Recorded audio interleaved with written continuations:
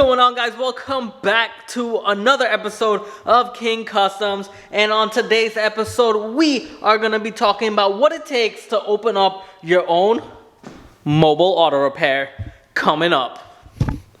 What's going on, guys? It's your boy Ryan. So thank you so much for tuning in, guys. Make sure you hit the like button for the YouTube algorithm because it helps me grow on this platform, helps take this channel to a whole new length, and allows more people to see who I am and learn something from me, whatever I can teach them. So on this topic, we're going to be talking about what it takes to open a mobile auto repair shop. Well, not a shop, but a mobile auto repair. What does that entail? First of all, what is mobile auto repair? So mobile auto repair is the same thing as its name says and states. Basically, you are going to provide your services to the customer coming to their house, to their spot. So how do you get started? Or maybe I should give my backstory. So when I first started my mobile auto repair shop, let me set this up here. So when I first started my mobile auto repair shop, I was, I think, 26 years old, and 25 I think I was, and I got tired of working for people. And what I ended up doing was I printed out business cards, and I ended up, I remember I quit my job that day. I ended up, I had a website going and the business cards going. So I was still in school and I printed out business cards, a ton of them. And I started handing them around campus and whatnot, and then I ended up leaving school. Okay, so I ended up printing them out, handing them out on campus, and I would go on the weekends, on my off days, to grocery stores and put my cards in everyone's windshield throughout the parking lot. Like, there was over 300-400 cars, and I would put my card through them. And I remember the days it was winter, it was snowing. Every weekend I went, it was snowing. And I would just walk in and just do it. Just put it on people's windshields, go to the parking garages on in the malls, and put them in between people's windows, and I would just leave them there. So when they open their door handle, they'll see the card. I did that for about 2-3 weekends until I finally started getting calls. I started getting calls from clients, and then every time they would call me and I would do a job for them, they would like the way I present myself. They would like how I try to teach them something about their cars. I was always 100% honest with people. If I didn't think that they needed that service, I would tell them, look, don't even waste your money. You don't need it. If I told them that I think the diagnostics was wrong, I would re-diagnose it for them, no charge, and they would love me. They would give me the job to do it. I'd fix their car. They'd love me even more. I asked them to write a review for me. Every customer I did a job for, I asked them if they could please leave a review. And they said yes, they would. And if they didn't remember, I would just send them a text again, like, hey, can you please leave me a review on this, please? It means a lot to me. And they would actually do it. And then I started building up a ton of reviews, and then people would start to call me. Now, over here in Bergen County, where I was located in Jersey, no businesses are really open on Sundays except groceries and stuff like that. You can't sell clothes on Sundays, stuff like that. My business was the only one that was open on Sundays. And because all the other repair shops were closed, I would get phone calls from Google. Google would show that I'm the only one open. People would call me and I would do the jobs, and that's how I met new customers. And that's how they started liking me. And then word of mouth started to get around, like, hey, this guy does good work. He's pretty personable and he likes to teach people. So that started taking a life on its own, and I started getting into teaching people. I've met a lot of cool people. And it started building up. My clientele started building up, so I would start to make money. And then I had the YouTube channel going, so I would start to keep doing that on YouTube, which is how I had a lot of the different vehicles on my channel. I would help out one of my friends who had a shop, and I would make some extra side money there with him. And now, when you're starting this business, I LLC'd it one shot. Like, to make an LLC is not hard. You want to do that because if anything happens, it's your LLC that's going to take a hit, not you personally. So if someone does try to sue you for something wrongful, or if something does happen, God forbid, and you're going to get sued, it's your LLC that's going to take the hit, from what I understand. Now,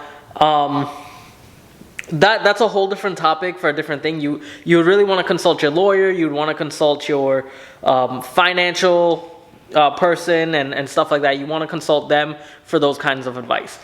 The only thing I could tell you is when you're opening up your mobile auto repair, you need a vehicle.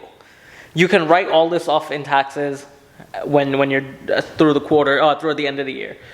So first of all, when it comes to taxes, you do have to file quarterly, 4 quarters in a year. So you'd have to file quarterly, which is sales tax. The end of the year tax is at the end of the year, and that's when you could write off what you bought to make the business run. So I'd buy a bunch of chemicals like brake cleaner, stuff like that. I keep in my truck. I bought like an oil drain pan for when I'm doing oil changes at the customer's house. I bought a truck itself, which was the Avalanche. That's what was helping me do the work. I had jump starters with me. I had a toolkit that I bought, the DeWalt toolkit, and I had a Craftsman toolkit as well. I also had my air tank, which is in Florida right now, and I've had my air gun, my air hose, stuff like that with me, and electric guns and stuff, so I can do the work, which worked out well. Now, when I was doing the job for mobile auto repair, I didn't take heavy work on. I did a lot of brakes, oil changes, tune-ups, little diagnostic stuff here and there, battery changes, things like that, jump start, stuff like that. I didn't take on crazy work. I didn't want to get stuck outside doing something crazy that's going to take a while. I did struts, shocks, things like that, little suspension work, things like that. When I ended up getting the bigger jobs, I would just take it to one of my friends' shop, and I would have them drive the car over there, and they would meet me there, or I would take the car and bring it over if they didn't have a chance for me, and I would do it at my friend's shop. Obviously, I would give him a little bit of something, and then, I do the work. Sometimes he didn't want to charge me, which was cool. And that's how I went on with that. But usually, I made most of my money really quick with doing small jobs, brake jobs, axle jobs, stuff like that you can get around. I would buy the parts, okay? Some of the customers, they bought their own parts, but I would let them know straight up, like, hey, you're buying your parts. Anything goes wrong with the part, it's not my fault, so you may have to pay me to take it off again and replace it. That's just how it's going to be. If I buy the parts and it comes out something's defective, I will not charge you to replace them. And most of the times, I bought all the parts. Now, if a customer bought a part, I made them sign something saying, like, yeah, I understand. And I've never really had an issue with it. I've had it one time, and they did have to pay me again to do it, and I felt bad. But it's business. You gotta survive. You gotta eat. Now, the good side of it, I'm gonna be honest with you. There are days when you can come home with $2,000, $3,000, $4,000 in your pocket cash. There are days when you could come home with $20 in your pocket cash. There are days when you could come home with absolutely nothing cash. So every day is a different day, and that's what happens when you are going out into the entrepreneurial world. Not every day is going to be like the day before. Some days help out the other days. If I came out today and I did a job and I made $4,000 or $5,000, heck, I count that as I'm good for the month. Whatever I make after that is pure solid money for me. So a lot of people might feel scared because they might say, damn, that's so uncertain. Like, I don't know if I'm going to be able to pay bills this month. I don't know if I'm going to get this. Here's the thing. Even though you're doing entrepreneurship and you're building your clientele and you're making money, the trick is not to spend all your money. People, when they see money, they tend to go crazy and want to spend it on all the nice things and stuff. That's not how you do it. That is a poor people's mindset. And I notice a lot of middle class and poor people are like that.